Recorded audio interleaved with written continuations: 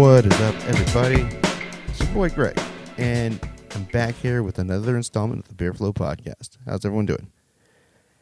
All right. So, for those of you that have listened to the podcast and you heard our episode, I talked about how I'm going to do some things that are going to open up my mind as far as being open-minded and not being so closed-minded about certain things, i.e. the sour beers and, of course,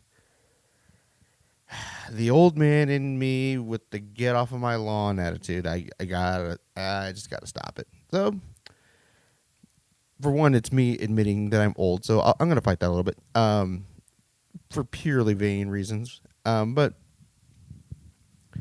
what I wanted to do, the intent of this episode was to talk about how, yes, new school hip hop pisses me off. It annoys me. It's not my thing. This and that, blah, blah, blah.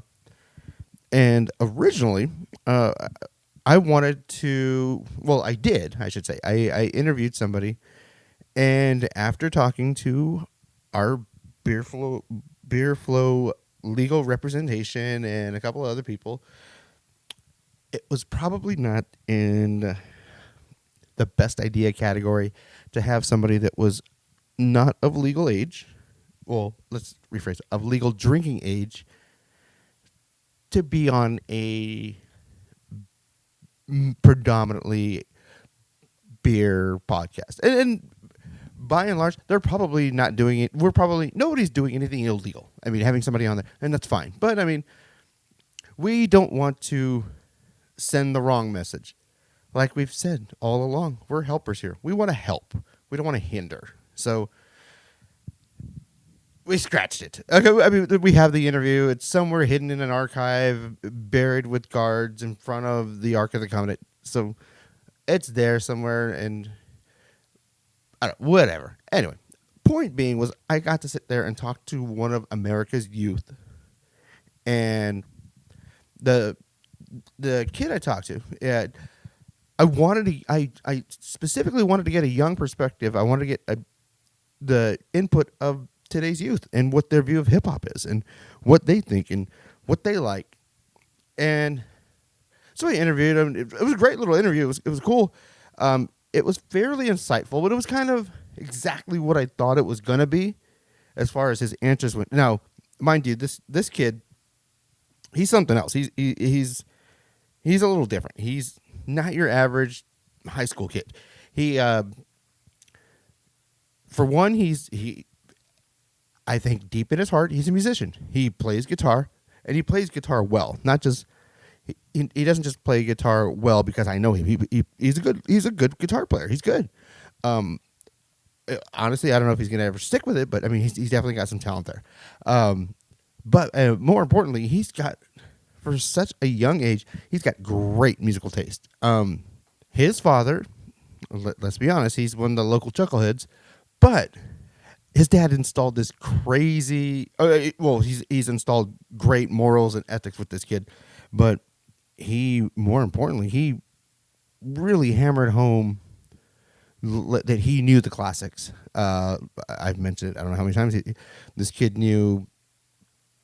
He knew Beatle lyrics, Beatle songs. He knew the Beatle catalog. He knows the difference between, the Stones and, the Who. He loves Led Zeppelin. He's a great musical ear. He knew all that before he knew one Tupac lyric, before he knew one Jay-Z song. He knew the Beatles and the classics before he knew the contemporary stuff, which is great. I mean, shout out to his dad for teaching him that. But he still has a great musical ear. So then as he grew older, he started getting into the hip-hop. And he listened. And him and his little buddies, they all started listening to hip-hop. Now, when I was a teenager, I remember listening to hip-hop, but it was different. And in talking to kid, we'll just call him JT, so I stop saying this kid. So in talking to JT, he mentioned to me that, with today's youth, it's not the same. And I know old people, we always say that things were different when I grew up. Well, teenagers are dumb, and that's always going to be the same throughout time. And teenagers rebel, maybe to different degrees, but teenagers are going to rebel, and sometimes some of that rebellion is reflected in the music they listen to. I know that I did. I know, I was listening to Public Enemy and NWA, things like that, because of what the message that was being delivered was being delivered. What they were saying meant something. It was different from what I was living, back when I was that age. We had OJ, we had Rodney King, all that in real time. And that was going on at that moment. And you had NWA talking about, fuck the police back then. Well, why did they say, not going to sit here and break that down. So that was what was going on then. And now, I don't know what it is. It could be just, they're desensitized because of the internet, because of constant news, because of what the news is. Who knows? So the overall theme that I was getting from JT was that he, word for word, he did say at some point, it seems like that the kids of his generation, they don't care so much about the beat, or they don't care so much about the lyrics, the lyrical content, as they do the beats. Oh, okay. I get that. And at my day job, I talked to another kid that I just graduated high school, and I kind of asked him and approached him, and I was picking his brain about hip hop. And, he came in one day with, I swear to God, he came in with a Capone and Noriega t-shirt. I was like, really? Can you name me 2 Capone and Noriega songs? And he's like, no, I just think that, they're cool. It's great. I was like, I get it. There's always going to be those kids. But then when I was talking to the kid at work, he kind of was saying the same thing JT did. He's like, yeah, no, he goes, I know that there are lyrical, rappers. And that was how he said, lyrical rappers. And he said, yeah, but a lot of us kind of just are into the beat. He goes, we're not so focused on the lyrics. And that's okay. So when I got that, confirmation, that's when I was kind of like, oh, all right. So it is the same that, yes, back then and now, everyone likes to move. Everyone likes to dance. The beat makes the booties wiggle, and booties going round and round is what it's about, I guess. And that's how you dance with a girl. That's how you dance with a guy. It's got to be a beat. You got to be out there dancing. I get that. And it was hard for me to fight the old man in me. Real hard. But then it was a different time then. It was more about, you had to be good. You had to say something. And it was almost as if the beat was secondary. And then as time went on, the two became equally important. And what really kind of bothered me was that was the culture, was having, you had to have dope rhymes. And I said it just like that because that's how we said it. You had to have the dope rhymes. You had to have the dope lyrics. Because if not, you were going to get booed off stage. You were going to, if you were whack, KRS-One was going to bum rush you mid-show and kick you off your show. It's happened. Google it. PM Dawn, Boogie Down Productions. Google it. But I think what it really was is that what really kind of got me and struck a nerve with me was that people of my generation, like, that's just disrespecting the culture, because the culture was, when, like, and to this day it still happens. I mean, I still hear people say it, and people have always said it. Well, that's more hip hop. That's more hip hop when they're talking about rap music. And once again, to quote KRS-One, what you have to remember is that hip hop is the culture and rap is the language. So there's a difference. I think what people are saying is that when people say that's more hip hop, when they're talking about the actual rap, what it is that I think maybe they're trying to say that it is more lyrically based. It's not so much, shaking asses. I mean, yeah, like I said, if you can strike both chords, then hey, party bonus. But I think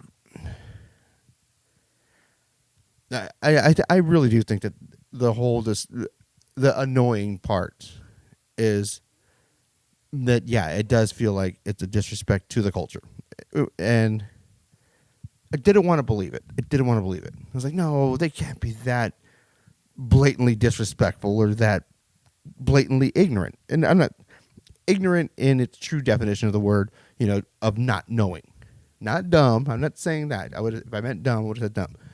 Ignorant to the fact that they don't know the culture. They don't understand the culture. And that's fine. That happens. I get that. Well, yeah, it does feel like a disrespect to the culture. And especially when I went online, and I guess there are these new breed of rappers, names like Lil, because I guess that's big again, Lil Uzi Vert, and what's the guy's name? Lil Yachty something, Yachty MC, whatever the fuck his name is. I don't know. When they're on there and they're talking about how they don't freestyle, and then when they do freestyle, it just sucks so bad, or when they say, I'll freestyle, but don't you put on one of those shitty, whack, old school beats because I won't freestyle over it. That's when I get heated. That's when I get annoyed. That's when I get pissed off. And that's when I'm just like, okay. To me, that's, what do you say? The truth always rises. Something to that effect. Yeah, I think that's kind of what happens with those. I don't want to say it, but yeah, with those particular type of rappers or those mumble rappers. You've heard that term before, or at least in some of the circles that I've listened to, other podcasters, other old guys, we'll just say, or I've actually, I was called an old hip hop head. Like one of these kids, like, oh, you're just an old hip hop head. All right, I'll take that. I get that, because I can only assume that I'm now of that ilk that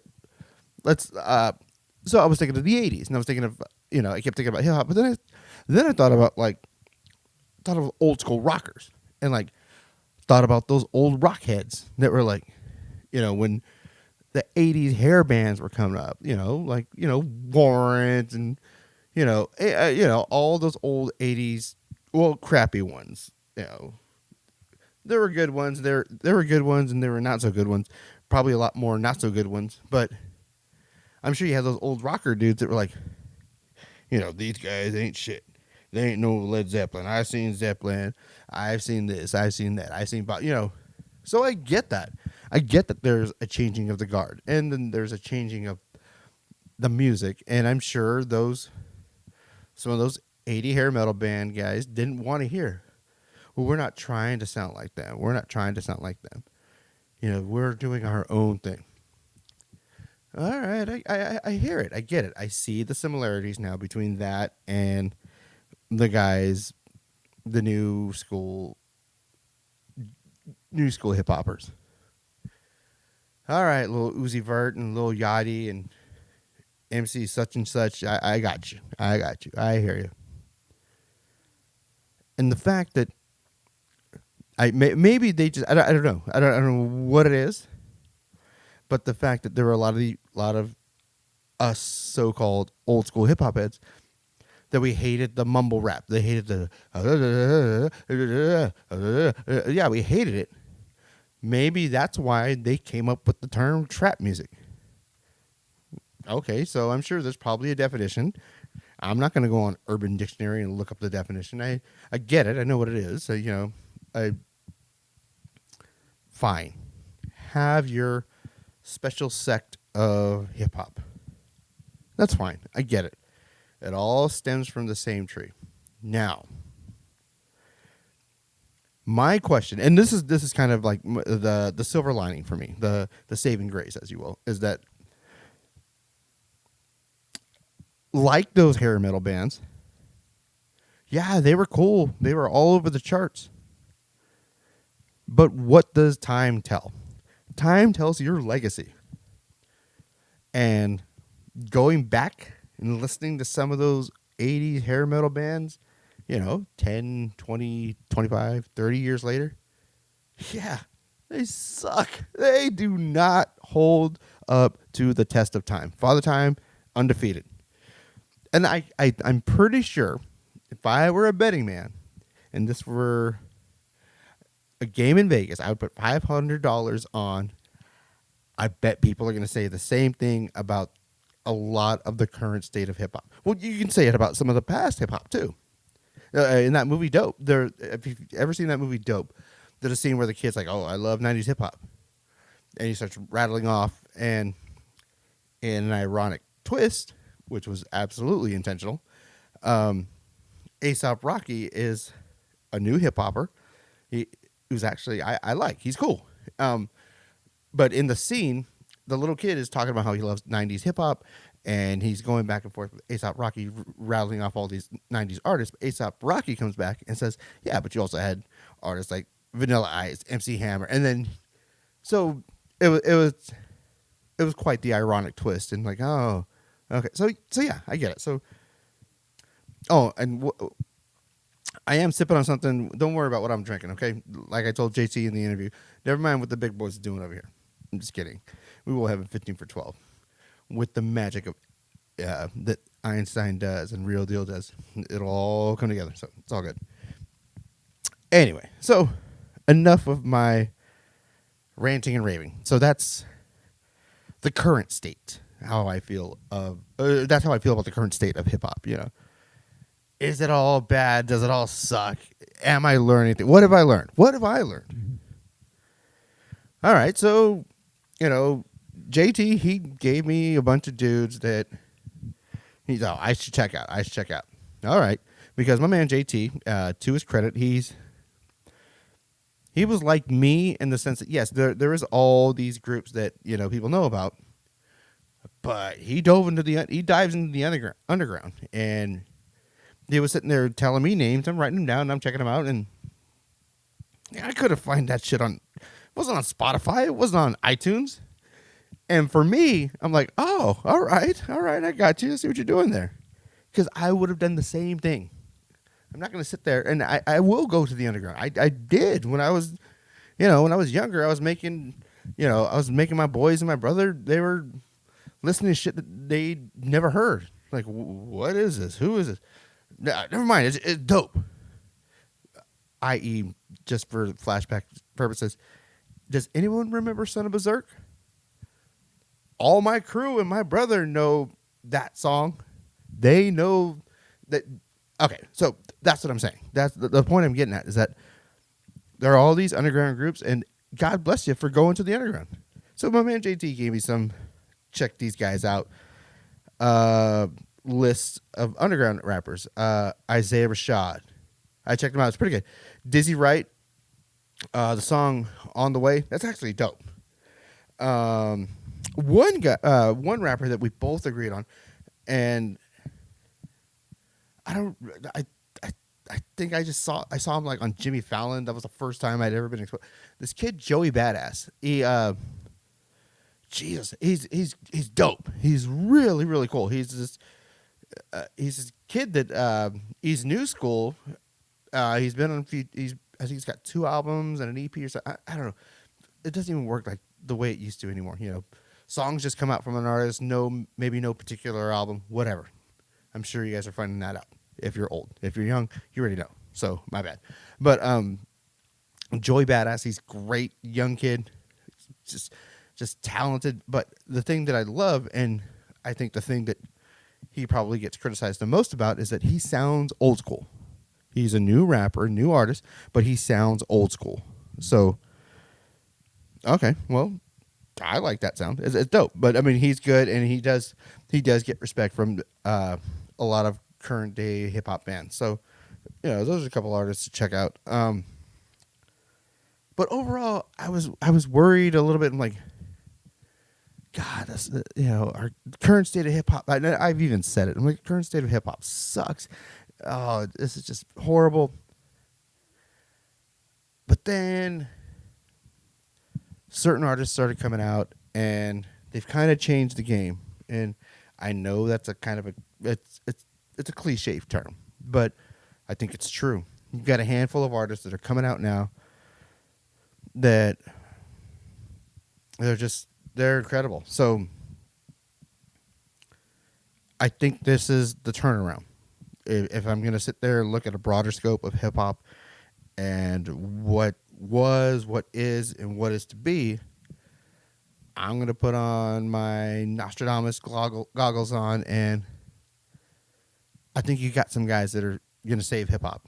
So somebody like Joey Badass, yeah, I think he's going to be relevant enough to where he's not going to single-handedly save hip hop, because hip hop's not dying. It's just changing, and if you don't like the changes, well, that happens. What are you going to do? But I think there's also a few artists that are here that are making an impact, that are actually quality. So this guy, he is a trap artist.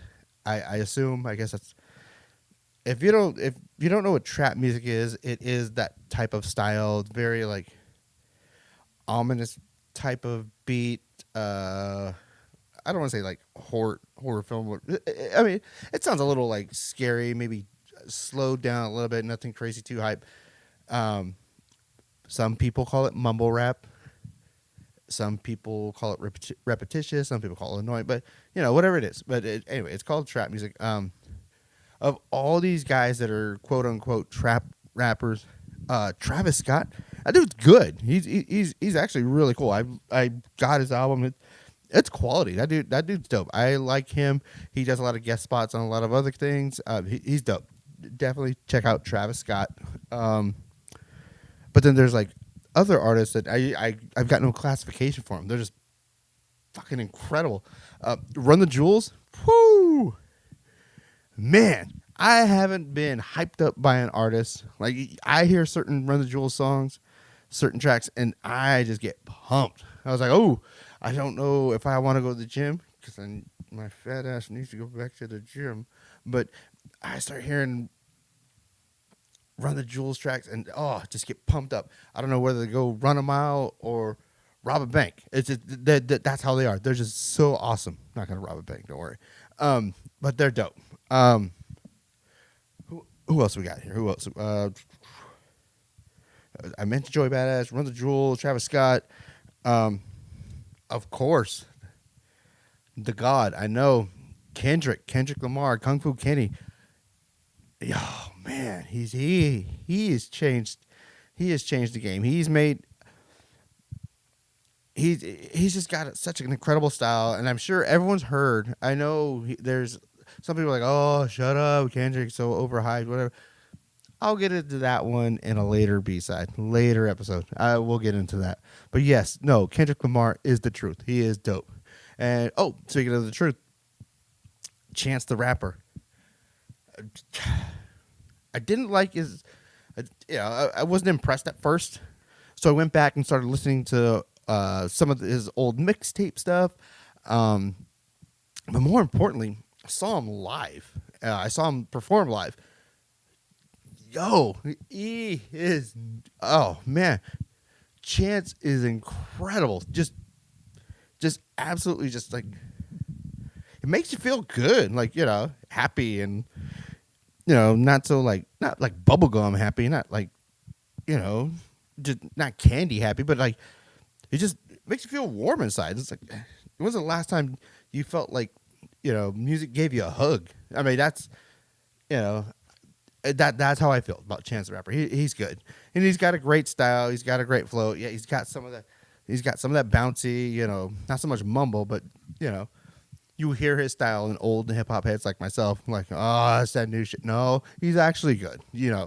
Listen to him. Listen to what he's saying. That's probably one of the better things I do like about him is that he is saying something and he's saying it well. That's probably the best way to put it. What he's saying something and he's saying it well. That's how I feel about Chance the Rapper. So yeah, that's it. That's it. This season, I'm definitely gonna be okay. So what have I learned? Basically, what have I learned? I've learned that even though I may not like all the old school or all the new hip hop because I'm an old school hip hop head, I may not like it all. And in life, you don't have to like it all. I just think that hip hop's gotten so big now and it's so broad. There are now all these different subsects of the genre that are branching off from the main, from the main tree. And I think because people of my age, we were there when that tree was a seed. So we kind of hold that with a certain fondness and a certain protective kind of protectiveness that a younger kid's not going to know. They don't understand that. They don't know what it's like to, stay up until 10 to watch Nightline because they're going to show a 6 to 10 minute snippet about breakdancing. They don't know what that's like. They have YouTube. They have Google. It's different. I shouldn't get so mad because they're not respecting the culture. Well, of course they're not going to respect the culture. They were born. The culture was already there. One of the greatest things I've ever told my 20-something-year-old nephew. I was like, don't forget, I'm old enough to have been born in a world where there was no hip hop, and that blew his mind. And it's true, and a lot of us are, and I think that's why we're so protective of this hip hop world and rap music and things of that nature. So I get it. I'm old. What it comes down to is I'm old. And more than likely, if you're old too. If you're in my demographic, you're old too. There's the understanding. And that's all we can look for, is the understanding. That's all I'm going to leave you with. That's what I've learned, is that this season of the Bear Flow, you're going to hear, I know that you heard a lot of, I'd say mostly every jam of the week last season was pre-woo. And more than likely, you're going to hear more post-woo. So just be prepared for that. All right. 15 for 12 coming right up. This is it's pretty hard to find beer. I know they just came out with something else. But this is from one of my favorite breweries, Oscar Blues. It is their hot box coffee porter. To break it down, porters, like we've discussed before, porters are going to be nice, big, dark, black beers. On the nose. Yep, got that coffee. It's got a big coffee scent to it.